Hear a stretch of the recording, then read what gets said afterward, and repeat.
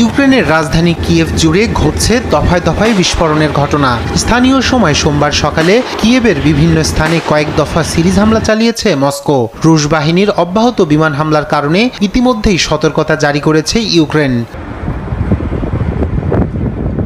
Odessa ও জাপোরঝিয়া শহরের দক্ষিণাঞ্চলের governor এবং খার্কিভের উত্তরাঞ্চলের গভর্নর টেলিগ্রামে বার্তা দিয়ে বিস্ফোরণ কবলিত এলাকার লোকজনকে নিরাপদ আশ্রয়ে সরে যাওয়ার আহ্বান জানিয়েছেন। ইউক্রেনের চেরনিহিভ, সামি, খার্কিভ এবং দোনেস্ক অঞ্চলে শতাধিক ড্রোন ও মিসাইল হামলার দাবি করেন দেশটির রাষ্ট্রপ্রধান।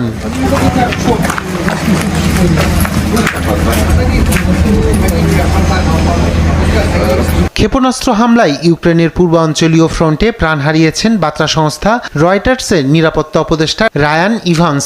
হামলায় আহত হয়েছে আরও 2 সাংবাদিক। এ ঘটনায় নিন্দা জানিয়েছেন ইউক্রেনের প্রেসিডেন্ট